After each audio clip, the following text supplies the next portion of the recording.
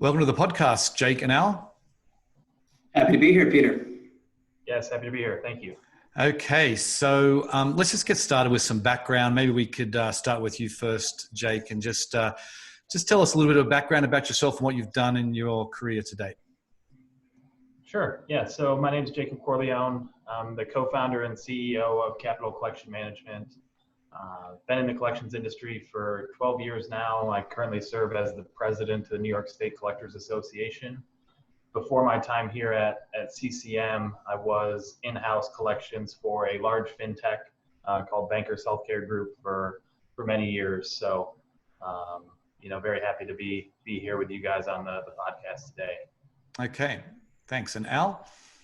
Yes, Alistair Canal here, President of Revenue and Sales at CCM. For about 15 years, I was in the financial services space, working for organizations such as Donald Lufkin Generate, then Bankers Healthcare Group, which is, as Jake said, the fintech he referenced there. And then from there, I went to Promontory Financial Group and then did some time with Live Oak Bank, which is the nation's #1 SBA lender. So it was quite a great variety there, and I was blessed to work with those companies. And I'm delighted to be here with CCM, running alongside of Jake here, and excited to be on this podcast. Yeah. Okay, likewise. So let's maybe just give us some background about CCM, explain what it does, and maybe a little bit of the history of the company.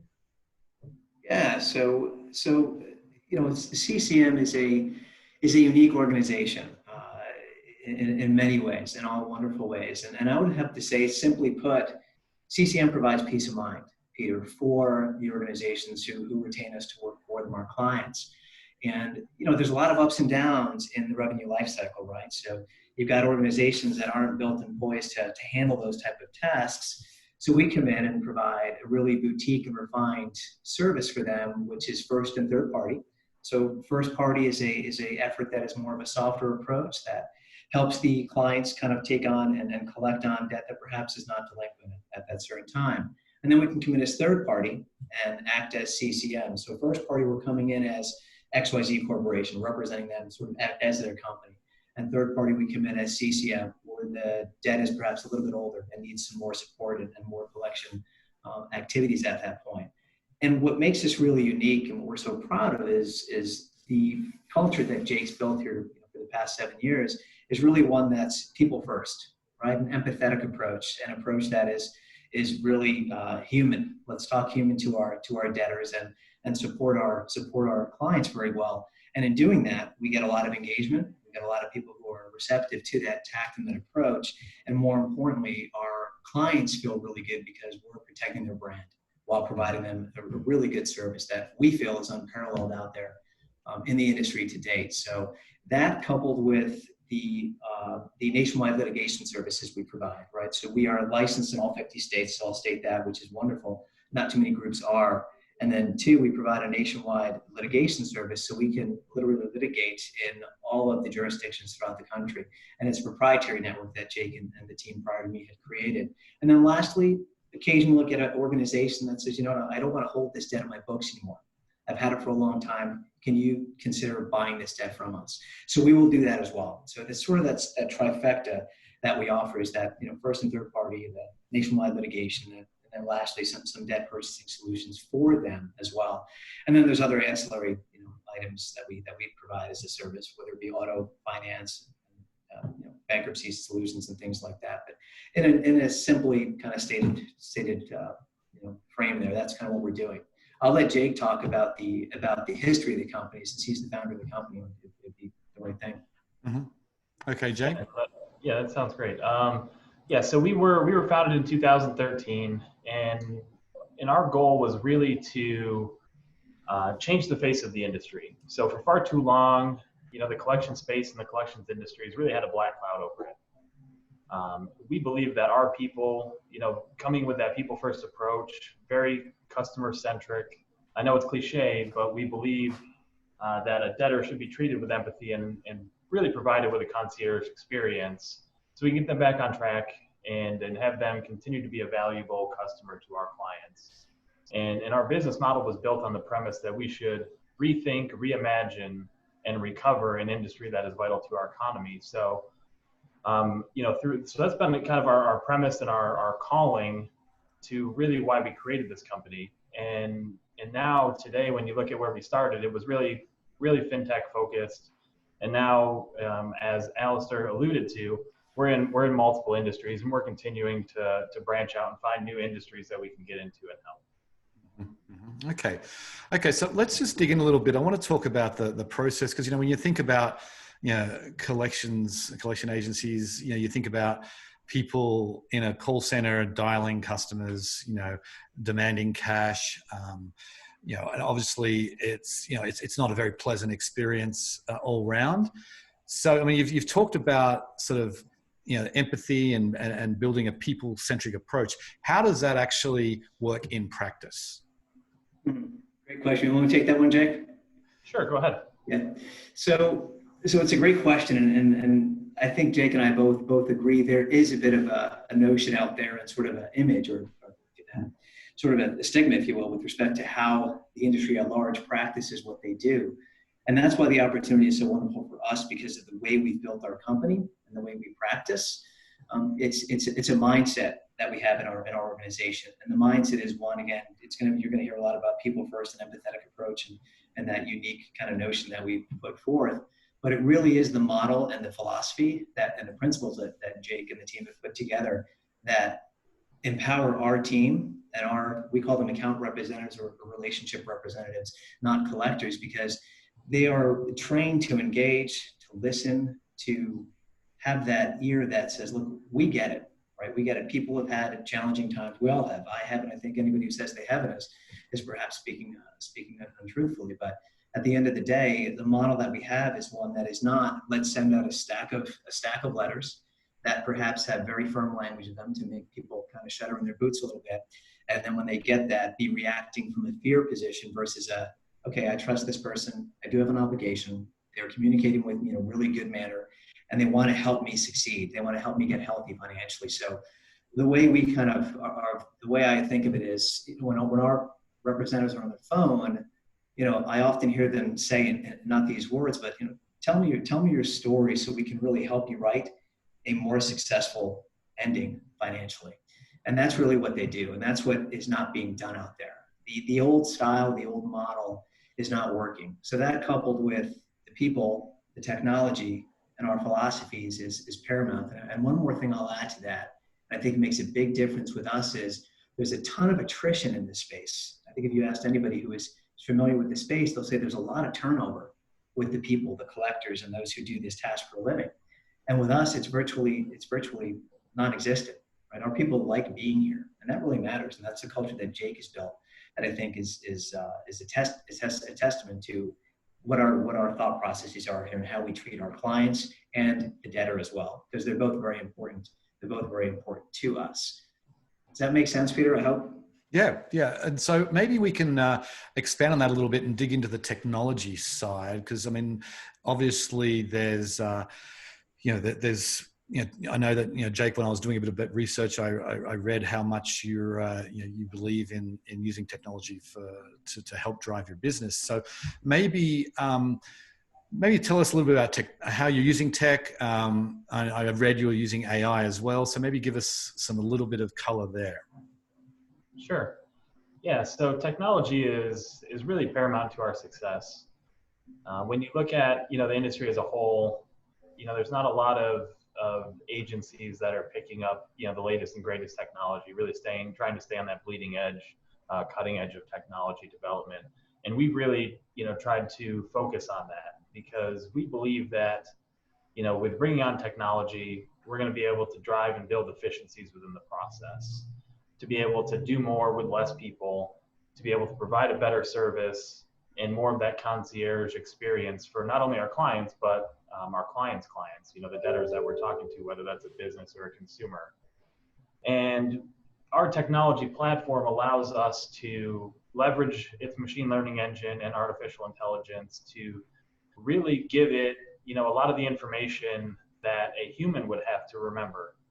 And we feel that by doing that, it's going to, do a couple of things for us. One is reduce human error, which is going to ultimately boost our overall compliance as a company. because when you look at the collection space, especially in the third party side, there's a lot of compliance around, what we need to do. And it varies by state. You have federal statutes. So there's a lot for a collector to know as they're working in national portfolio. So what we've done is built all of that knowledge into our collections platform, so that if for some reason a collector over here on the East Coast were to call somebody on the West Coast and it's 8 a.m. over there, and it's obviously earlier than 8 a.m. In California, our system just won't let them make that phone call.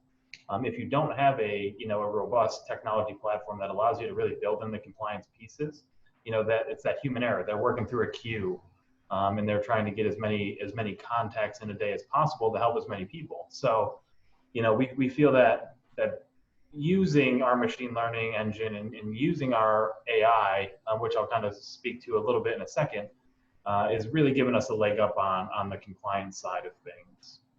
Then you look at, we're using an omni-channel communications, method. So we've got the standard phone calls, we've got the letters, we have SMS capabilities, we have email capabilities, we can, virtually drop voicemails. We have an AI chatbot.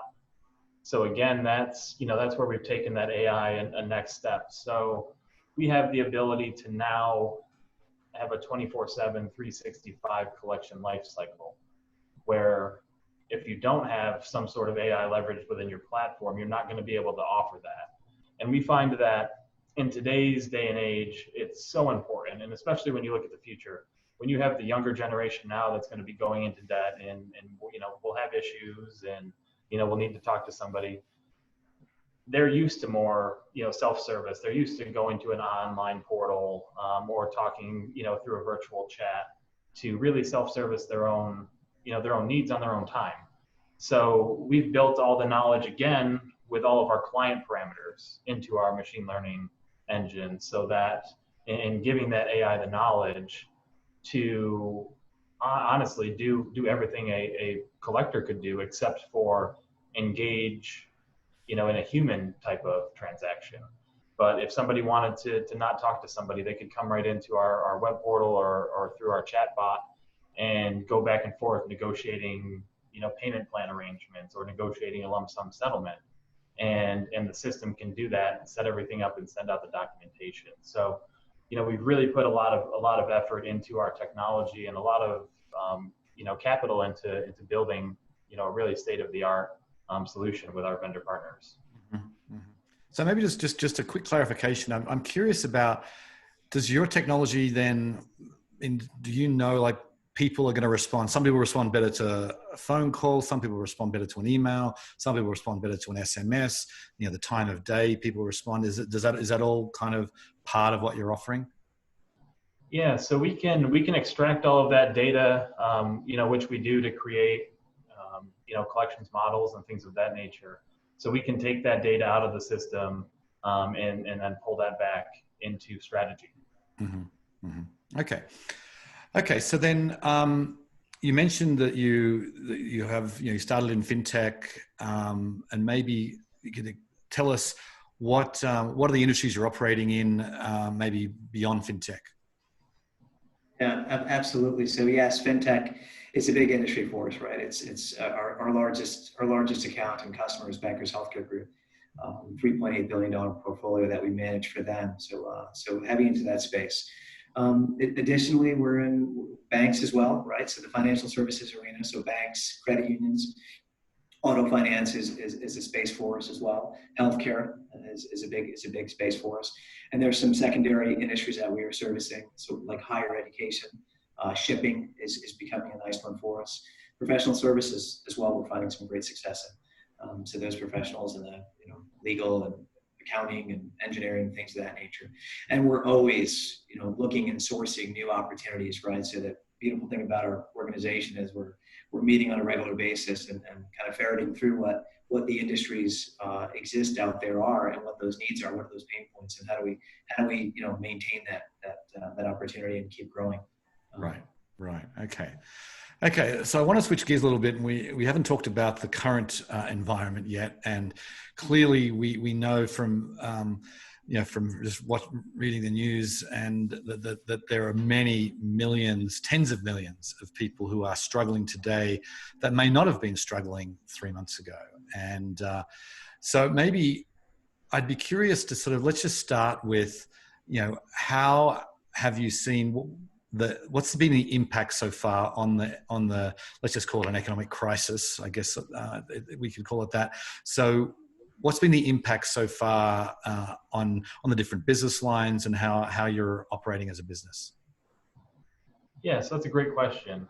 So when you look at the current state of things with with the COVID issues, we're really we really tried to stay kind of out in front of the game a little bit. So as all of this started to happen, we put a lot more focus on meeting with our clients and talking to them about what we want to be able to offer to to their debtors, and really kind of going down that path of, all right, we're going to need to give people modifications on their current accounts or deferment options. What do those look like? What can we do? What would you like to approve on a one-off basis? What can we just go ahead and do once we have somebody on the phone? We really want to help these people, and we understand that because our business model is really created on if we collect, then we get paid based on a contingency fee. So we really said, listen, we're going to take a step back here, really try to help our clients and really try to help the end consumer or business that owes our clients that money, and say, all right, we're gonna take a selfless approach. Let's talk about deferment options, which is obviously pushing that payment out. Maybe it's 1, 2, 3, 6 months to where we would not necessarily generate any revenue off of that. But we really felt it important to the economy and our clients to really be that ambassador and that brand push for them. So that's been a really big focus for us, and we've seen a lot of people through a lot of our different business lines taking these deferment options and taking these loan modifications very well. We've also seen kind of the other side of the coin, where people who are still working, or maybe they are a nurse practitioner or an MD that's working more than ever in these really hard hit areas. So they really kind of had more of an issue with timing to sit down and have some time to themselves. So that's kind of been another avenue where we've helped, and like, hey, listen, let us go ahead and set you up on auto pay and things of that nature. So we're really trying to help on both sides of the coin there.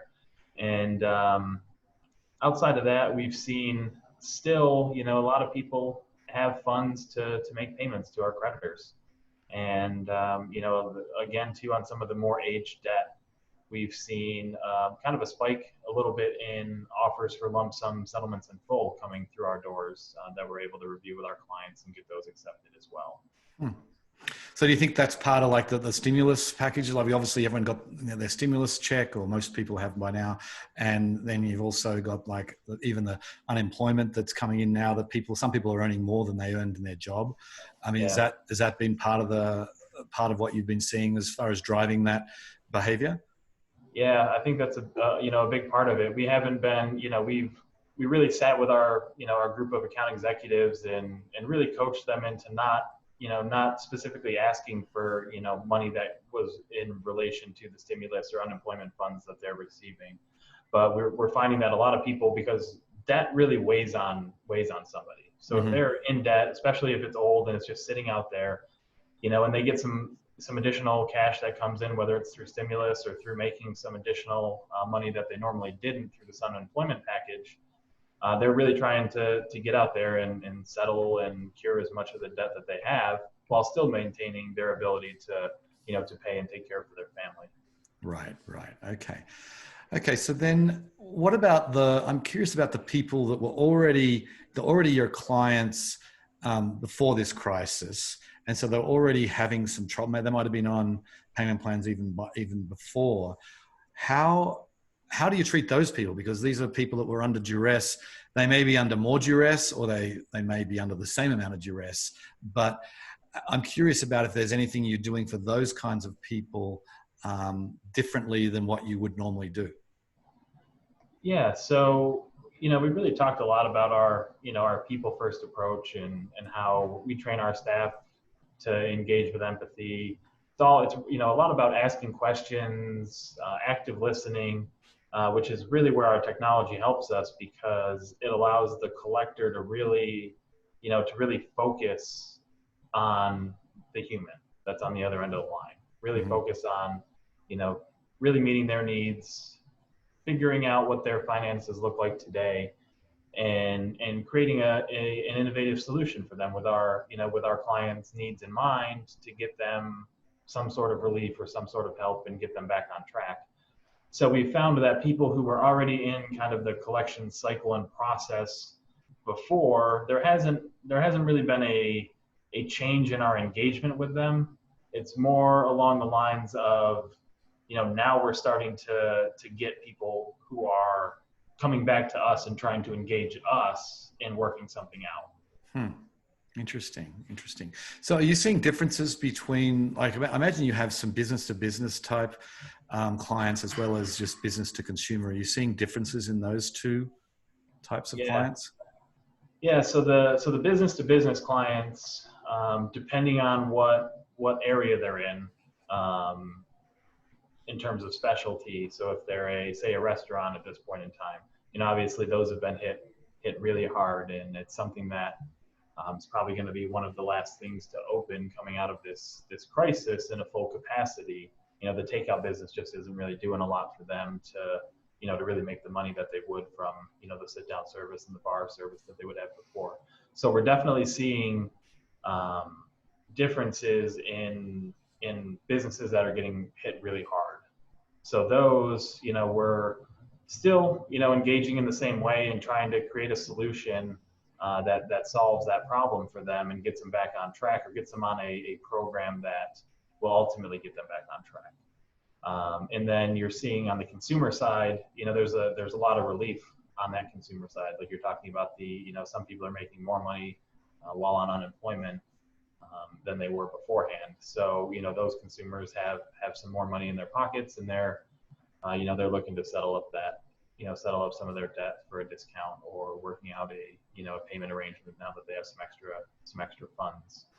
So, we're definitely seeing a little bit of a difference in the behaviors between the two. Right. Okay, so then I'm curious about with the clients that you work with, particularly in the lending space. Obviously Bankers Healthcare Group and the banks and credit unions. These are all lenders. I mean, how should they be thinking about? What is your advice for them that they should be doing differently now when it comes to sort of their receivables that are, that obviously it's been a challenging time and things are different. What's your advice for the lenders when, at the start of this process, for the borrowers that have really, might have just recently taken out a loan? Yeah, so that's a great question, and it's something that we've really been focusing on, because part of our practice is to it's really kind of looking at what our clients are doing internally, providing some best practices or some coaching around what we see across all spaces to help our clients. And then obviously we're really focused in the collection side of the piece. But what we like to see is, and what we're telling people is they should be looking at their accounts receivable and their entire collections process like a profit center. So especially in this point in time, your collections portfolio can really make or break you as a fintech or as a lender. So, we're seeing record loan modifications and deferment packages that are coming out here from all of these lending institutions. So we're suggesting that it's very important, and that they need to really focus on the plan to bring those people back successfully from that if they're on a deferment, because that's just a pool that's sitting out there that if they don't have a good pulse on what's happening with them and how they're going to bring them back to fully paying accounts again, that could be really detrimental to their bottom line, and could potentially result in undercapitalization and possibly going out of business, depending on the size and scope. So so we really suggest focusing on that, focusing on gathering data from those accounts, developing collection KPIs and dashboards is always a great best practice. And then, utilizing a strong, collections agency partner, one that really melds well with, with their mission, vision, value, and really, can be an additional source, because as we all know, a lot of lenders, a lot of banks, fintechs, whatever it might be, don't necessarily have as many collection staff as they have, lending officers or things of that nature. So, you want to, be able to use a strong agency partner as at least a backstop to, to help you. Mm-hmm. Mm-hmm. One thing I'll add there, guys, too, that's really important. It's so simple. And when you have these conversations with banks and fintechs and the chief credit guys and gals who are working in these organizations, you ask them, how often do you touch on your clients? How often do you communicate with them and see how they're doing and kind of have that partnership approach? So if they are keeping it in-house and they don't get to the point where they need us, which is always a good thing for them, right? Is communicate, and over-communicate. Get your fingers on the pulse of what that borrower is doing. And when you do that, you're more likely to be able to sort of pivot a little bit and perhaps prevent them from going down that road. Again, this is a challenging time here, so COVID's a very unique and sort of challenging circumstance for many. But in general practices, communication is key. So just add that too. It makes a big difference. Right. So, right now we're still at the early stages of this crisis, and I saw one of the Federal Reserve governors said that they expect 30% unemployment in the next quarter. That's going to impact you guys, right? I mean, because right now the people still have stimulus, they still have unemployment money. If we get to 30% unemployment, how do you prepare for that? Yeah, so I think, as a lender or, a fintech, somebody who's a credit grantor, and that person could be a business that extends credit to, in form of an invoice out. I think across the board, people need to, to realize and understand and take kind of a second look and evaluate their collections, their billing, their recovery strategies, different options that they're willing to do to people who are struggling, whether that's, payment agreement options or deferment options. Again, looking at a strong agency partner. We're really here. We're, the backbone to help guide, these debtors, whether they're businesses or consumers, to get them back on a better financial path and really help them and spend the time that's needed to help them. Where, a lot of lending institutions, especially if they're dealing with, say, maybe they're doing a lot of the PPP loans, I know that's taking a lot of their staff's time, and they're pulling people from multiple divisions to really help with that. So, that's another area where we can really help is we're focused. This is all we do. Mm-hmm. I think people need to be meeting with their leadership teams regularly to review their current state of their portfolio. What's the loss number look like for this month? What's the migrations look like from a first payment missed all the way through the whole cycle through charge off? Then looking at what's coming in on recoveries, and then really mining data.